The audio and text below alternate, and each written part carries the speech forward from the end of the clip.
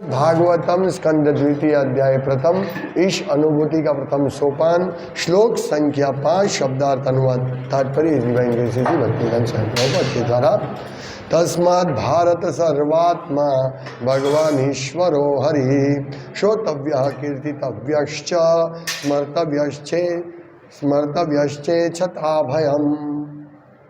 शब्दार्थ तस्मात् अतएव भारत हे भरतवंशी सर्वात्मा परमात्मा भगवान ईश्वर नियामक हरि भगवान जो सारे कष्टों को हरने वाले हैं।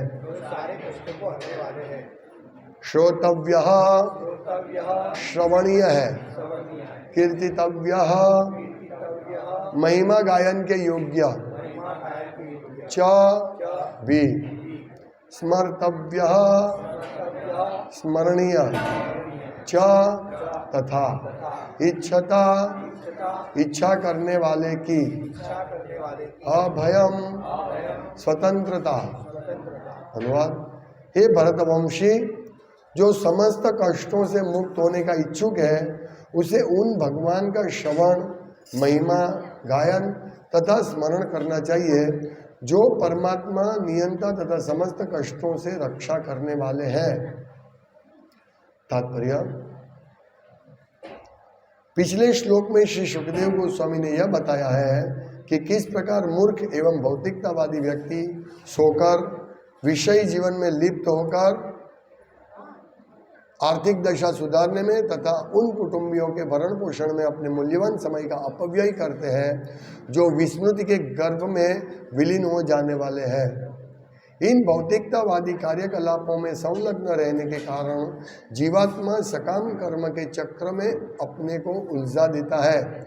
यह चक्र 84 लाख योनियों में जलचर, वनस्पतियां, सरीसृप, पक्षी, पशु, असभ्य मानव तथा उसके बाद फिर से मनुष्य रूप में जन्म मृत्यु का चक्र है और यह मनुष्य जन्म ही सकाम कर्म के चक्र से छूटने का अवसर है, सुअवसर है।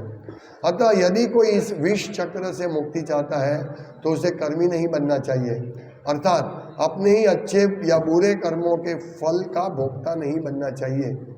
उसे अपने लिए अच्छा या बुरा कोई कर्म नहीं करना चाहिए, अपितु हर वस्तु के सर्वोच्च स्वामी परमेश्वर के निमित्त ही सब कुछ करना चाहिए। कर्म करने की यह विधि भगवद गीता 9वें अध्याय के 29वें श्लोक में भी संस्तुत की गई है, जिसमें भगवान के निमित्त कर्म करने के लिए आदेश है।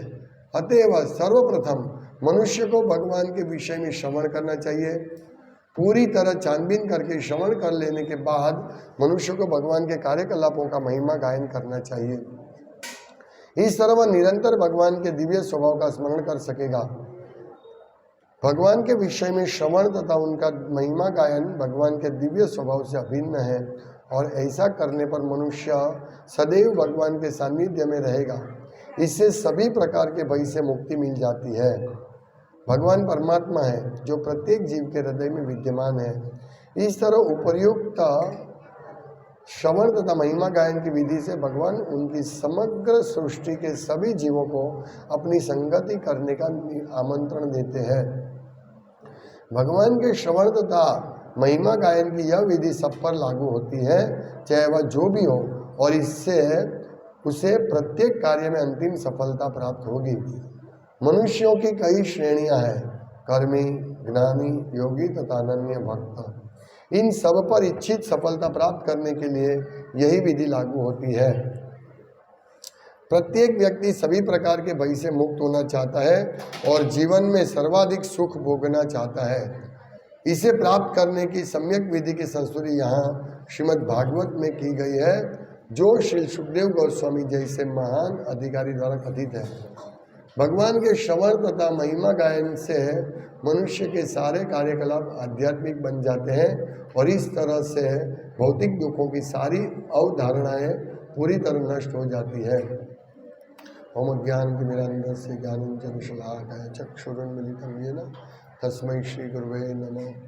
श्री चैतन्य मनोभीष्टं स्थापितं येन भूतले स्वयं रूप कदा वयं ददाति स्वपदान्तिकं वन्देऽहं श्रीगुरुं श्रीयुतपदकमलं श्रीगुरुन् वैष्णवांश्च श्रीरूपं साग्रजातं सहगण रघुनाथान्वितं तं सजीवं साद्वैतं सावधूतं परिजनसहितं कृष्णचैतन्यदेवं श्रीराधा कृष्णपादान् सहगण ललिता श्रीविशाखान्वितांश्च हे कृष्ण करुणा सिंधो दीनबंधो जगत्पते गोपेश गोपिका कांत राधा कांत नमोस्तुते तप्त कांचन गौरांगी राधे वृंदावनेश्वरी वृषभानुसुते देवी प्रणमामि हरिप्रिये वाञ्छाकल्पतरुभ्यश्च कृपा सिन्धुभ्येव च पतितानां पावनेभ्यो वैष्णवेभ्यो नमो नमः।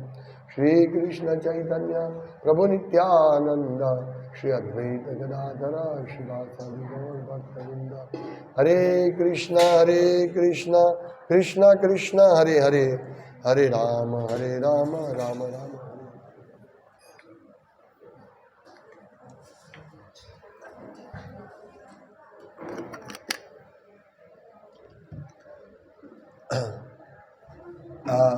हमने ये महत्वपूर्ण अध्याय, क्योंकि यहाँ से सुखदेव गोस्वामी कथा प्रारंभ करते हैं और हमने देखा कि शुरुआत में ही सुखदेव गोस्वामी बहुत भारी संदेश दे रहे हैं कि जिससे हमारी हृदय की ग्रंथि नष्ट हो जाए।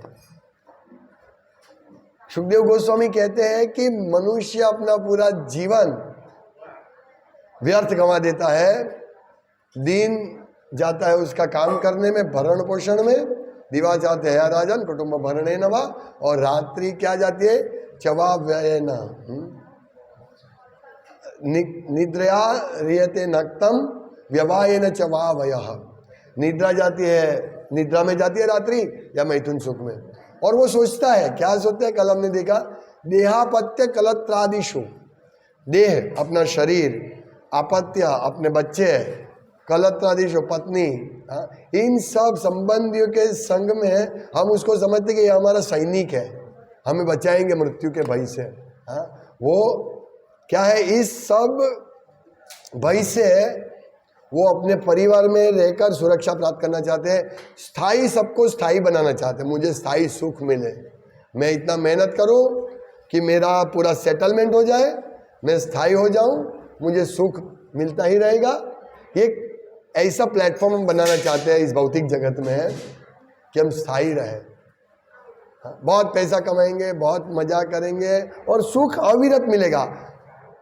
पश्यन अपि न पश्यति, बहुत भारी, देखिए सुखदेव गोस्वामी बहुत भारी बात कह रहे हैं कि ये देखता है कि कोई स्थायी प्लेटफॉर्म नहीं है इस भौतिक जगत में, सब डामाडोल। अभी हमने प्लेटफॉर्म बनाया, क्या है, रेती का घर जैसे, रेती का घर बनाया, फिर एक ही मिनट में साफ खत्म। हम ऐसा सोचते हैं कि हमें परमानेंट सुख मिलेगा, हम एक ऐसा समय आएगा उसमें इस दिन परमानेंट सुख मिलेगा। तो यहाँ कहते हैं कि स्थायी सुख के लिए हम प्रयास करते हैं। हम वास्तव में जो हमारे जीवन में जितना भी समस्या आता है उसको ज़्यादा नहीं, उसको ध्यान देना है, उसको सॉल्व करने का इस तरह से प्रयास मत करो कि वो परमानेंट सॉल्व हो जाए। हमारे जीवन में अभी कोई समस्या नहीं आएगी, बस ये समस्या परमानेंट सॉल्व हो जाएगी। परसों कल एक व्यक्ति से बात कर रहा था, वो मुझे बता रहे थे कि मेरे जीवन में जो समस्या है ना वो किसी के जीवन में नहीं है। सबको ऐसा लगता है। मैं बोला देखो आपको नहीं, सबको ऐसा ही लगता है। और मैं भक्त हूँ इसलिए मुझे मालूम है कि आपकी समस्या और मेरी समस्या समान ही है। जो आपको जितनी तीव्रता है, आपको 1 लाख रुपए की तकलीफ है, मुझे 10 लाख की तकलीफ, और बहुत लोग हैं जिसको 50 करोड़ की तकलीफ है। सबको तकलीफ है। सब चाहते हैं कि बस हम ऐसा कार्य करेंगे जिससे हम शाश्वत सुख मिलेगा इसी जगत में। तो ये कान पकड़वा रहे हमारा। पश्यन अपि न पश्यन्ति, सब सोचते हैं कि हमारा फैमिली बचाएगा, हमारे बच्चे बचाएंगे, हमारे संगा संबंधी बचाएंगे, हमारा देश बचाएगा। लेकिन क्या बोलते हैं कि ये तुम बचने वाले नहीं हो। पश्यन अपि न पश्यति, ये सब देखते हैं कि मेरे पिताजी मर गए, मेरा भाई मर गया, मेरा काका मर गया, मेरा दादा मर गया, और मेरे बच्चे भी मरने वाले, और मैं भी मरने वाला हूँ। और एक बार मैं मर गया पूरा संपत्ति दूसरे का।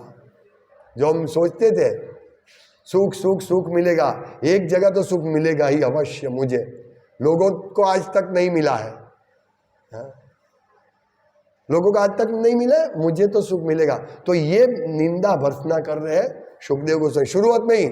जैसे अर्जुन ने भगवान को सब दलील की, ये तो भगवान की कृपा से वो मोहग्रस्त हुए थे, भगवान ने पहले ही उसको काट दिया, तुम मूर्ख जैसी बात करते हो।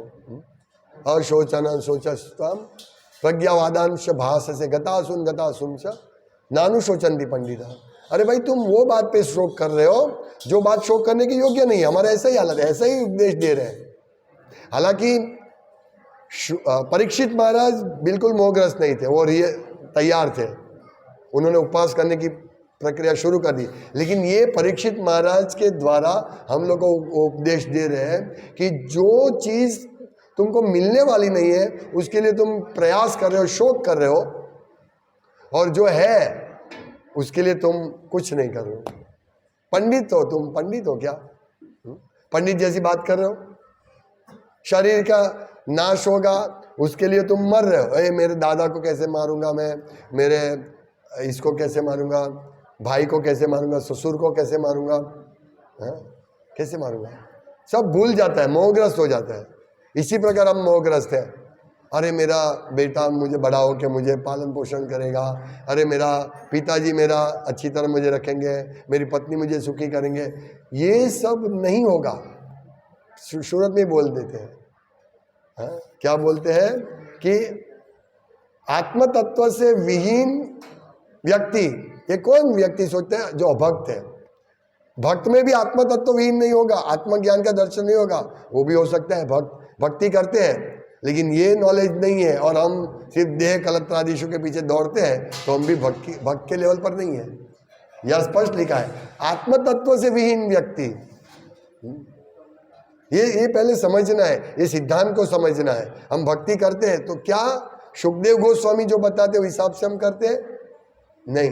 यदि नहीं करते तो हमें वो लेवल पर पहुंचने, कम से कम वो अंडरस्टैंडिंग रखनी है, कि आत्म तत्व से विहीन व्यक्ति जीवन की समस्या के विषय में जिज्ञासा नहीं करते, क्योंकि वे शरीर, बच्चे तथा पत्नी रूपी विनाशोन्मुख सैनिकों के प्रति अत्यधिक आसक्त रहते हैं।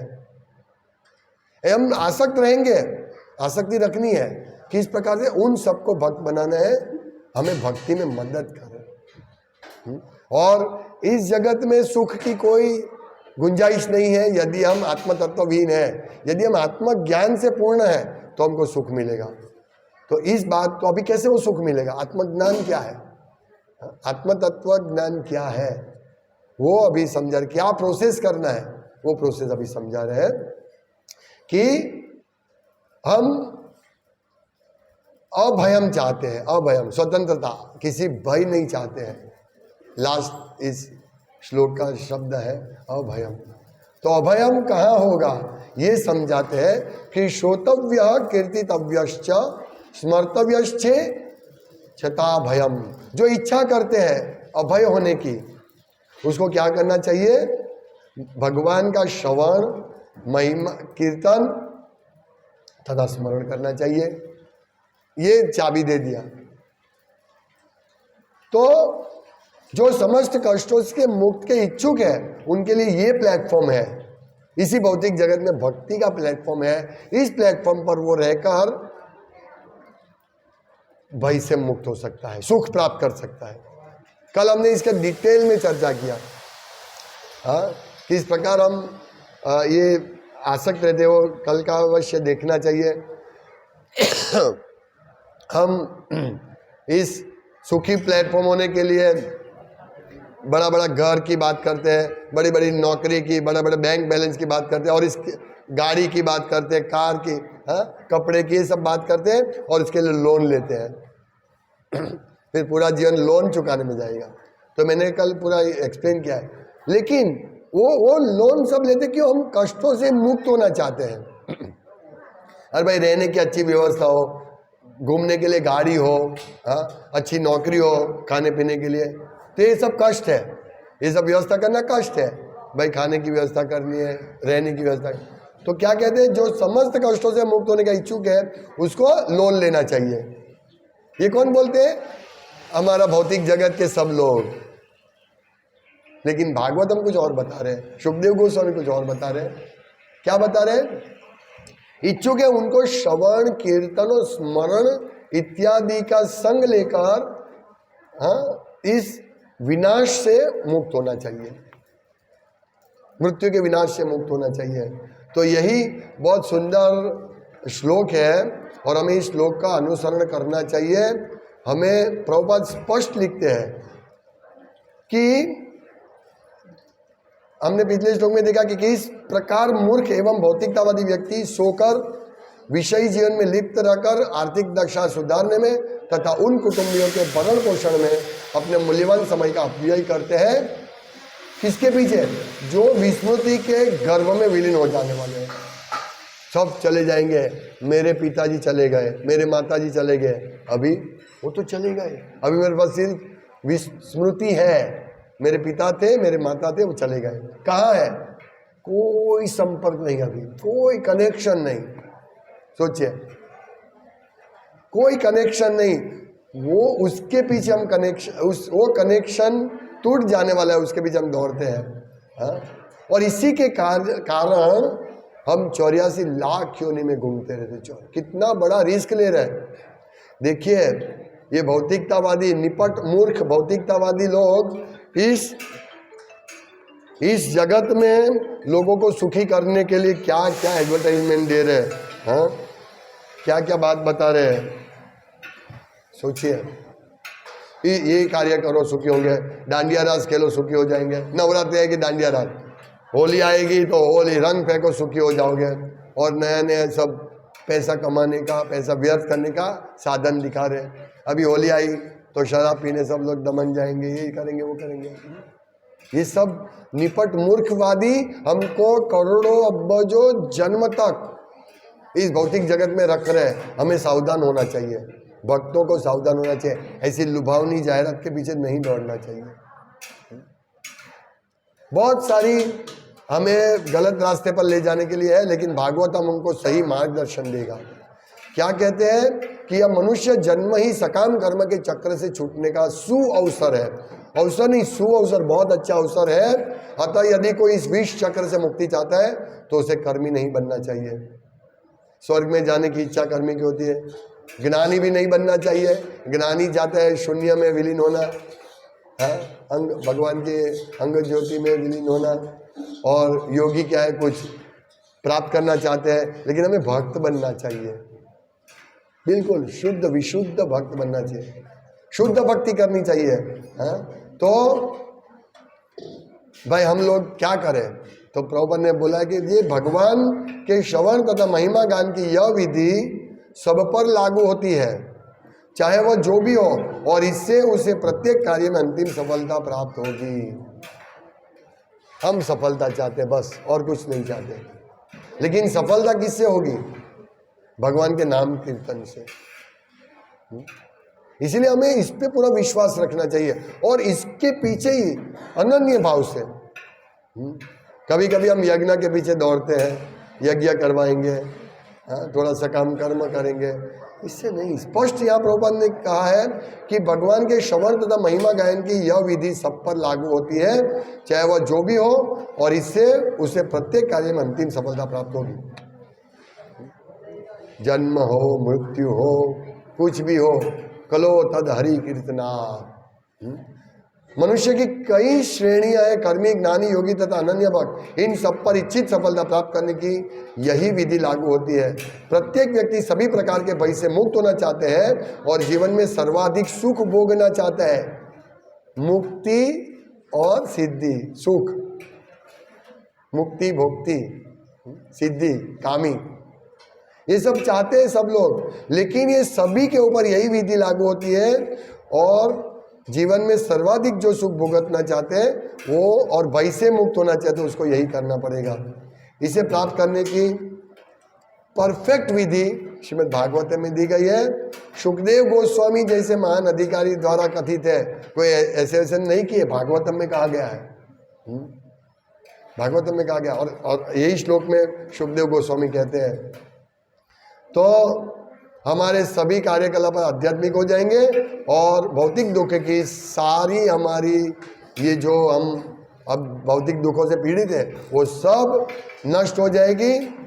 हमारी इच्छाएं, दुख नष्ट हो जाएगा और हम यही जन्म में परम सिद्धि प्राप्त कर सकते हैं यदि हम श्रवण कीर्तन स्मरण पे जोर दें। श्रवण करना है भगवान का पूरा कथा का, भागवतम का, हरि नाम का, ये श्रवण करना है। फिर हमने जो श्रवण किया उसको ठीक तरह से कीर्तन करो, लोगों को सुनाओ, ये कथा सुनाओ और वो स्मरण रखो। ये 3 चीज महत्वपूर्ण है और इससे हमारे आगे नवडा भक्ति में और विकास होगा। श्रवणम कीर्तनम विष्णु स्मरणम पाद से, ये नवडा भक्ति में और आगे होगा। लेकिन ये मुख्य है, प्रमुख है, ये सबसे पहला उपदेश दे रहे हैं। मतलब क्या करना चाहिए, मरणासन व्यक्ति को क्या करना चाहिए, तो हमको हमेशा श्रवण कीर्तन करना चाहिए। और हम लोग श्रवण कीर्तन के पीछे कम समय और ज़्यादा से ज़्यादा समय सोने में, काम करने में, इसमें देते हैं, क्योंकि ज़्यादा काम करेंगे ज़्यादा पैसा आएगा। तो हम इसको कम करो। हमारी दैहिक आय, तो क्या पैसा जरूरत है, तो दैहिक आवश्यकता को कम करो। जब आपको खिचड़ी कड़ी से हो जाता है तो फिर चिकन मटन खाने की क्या आवश्यकता है। ये सब बात कम करो। क्या आवश्यकता है और ज़्यादा खाने की। हाँ, हमारे पास पैसा है, भगवान को खूब भोग लगाओ, खाओ, ये बात नहीं है। लेकिन लोन लो कि और अच्छी तरह रहो। आगे ही आएगा, इसी में आएगा, आगे आएगा कि भाई गुफा है तो घर बनाने की क्या आवश्यकता है, ऐसा आएगा। बहुत बहुत भारी मैसेज दे रहा है। इसमें आएगा कि दूसरे श्लोक अध्याय में आएगा। एनीवे, जो भी है, इस श्लोक में हमको बहुत अच्छा मार्गदर्शन मिल रहा है। हमें इस पे विचार करना चाहिए, ध्यान से, शांति से बैठना चाहिए। दौड़ भाग सुबह उठे, रात को आए, रात को थोड़ा इधर उधर टीवी देखा, ये किया, सो गए, फिर सुबह उठे, फिर रात को, इसमें बैठो कहीं पे और ये स्मरण करो, मैंने आज क्या सुना था भागवतम में, मैंने क्या मैसेज सुना भगवान का, मैंने सुख से सुखी होने के लिए क्या सुना था। ये सब सुनने के बाद ही हम इसमें विचार करेंगे और हमारा कार्य, हमारे चेतना को परिवर्तित करेंगे। नहीं, मैं जो कर रहा हूँ पूरा दिन रात इसके पीछे, कहाँ पैसे, कहाँ भोग है, कहाँ स्त्री है, ये सब के पीछे हम दौड़ते हैं। उसको बंद करो और अनन्य चिंतन, भगवान का अनन्य भाव से भक्ति करने का हमें प्रयास करना है। हरे कृष्णा। श्रीमद् भागवतम की जय, श्रील प्रभुपाद की जय। वंचा कल्पतरुभ्यश्च कृपा सिंधुभ्येव च पतितानां पावनेभ्यो नमो नमः।